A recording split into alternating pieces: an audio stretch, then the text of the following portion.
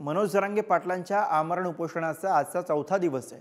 जरांगे यांच्या आमरण उपोषणाला तब्बल 72 तास पूर्ण झालेत, पण अद्यापपर्यंत सरकारकडून कुठलाच संपर्क झाला नाहीये। अन्न पाण्याविना जरांगे यांना शारीरिक थकवा जाणवण्यास सुरुवात झाली आहे। जोपर्यंत मागण्या मान्य होत नाही तोपर्यंत जरांगे आमरण उपोषणावरती ठाम आहेत।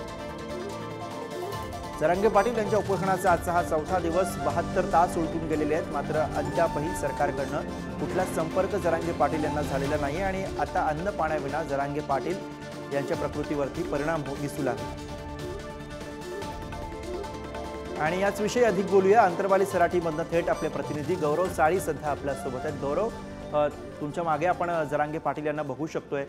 72 तास उलटून गेलेले आहेत, अन्न पाण्याविना जरांगे पाटील आहेत। त्यांच्या प्रकृतीविषयीची काय अपडेट आहे? सरकारकडून काही संपर्क होण्याची चिन्ह आहेत का? खरे गुरुप्रसाद, जरांगे पाटलांच्या आमरण उपोषणाचा आजचा चौथा दिवस आहे। पाहिला गेलं तर जरांगे पाटलांच्या उपोषणाला 72 तास पूर्ण झालेले आहेत आणि अन्न पाण्याविना जरांगे पाटलांची प्रकृती आता खराब होण्यास सुरुवात झालेली आहे। त्यांना शारीरिक थकवा जो आहे तो जाणवण्यास सुरुवात झालेला आहे। आपण जर पाहिला गेलं तर जरांगे पाटील आधी जितके आपल्या आमरण उपोषणावर ठाम होते तितकेच जरांगे पाटील आजही त्यांच्या आमरण उपोषणावर ठाम असल्याचं पाहायला मिळत आहे। मात्र सरकारकडून 72 तास उलटले असले तरी कुठलाही संपर्क जरांगे पाटलांसोबत झालेला नाही, ही मोठी गोष्ट सांगण्यात मी सांगू शकतो।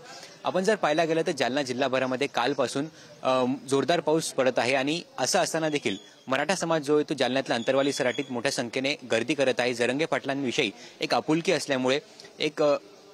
असल्यामुळे मराठा समाज जो आहे तो जालना जिल्ह्यातून जिल्हाभरातून आणि राज्यातील कानाकोपऱ्यातून अंतरवालीमध्ये येत आहे। आपण जर पाहायला गेलं तर जरांगे पाटलांच्या उपोषणाला 72 तास झालेत, मात्र जरांगे पाटील आजही आपल्या आमरण उपोषणावर तितकेच ठाम पाहायला मिळत आहे। जोपर्यंत माझी मागणी पूर्ण होणार नाही तोपर्यंत मी इथून उठणार नाही असं जरांगे पाटील वारंवार सांगत आहेत।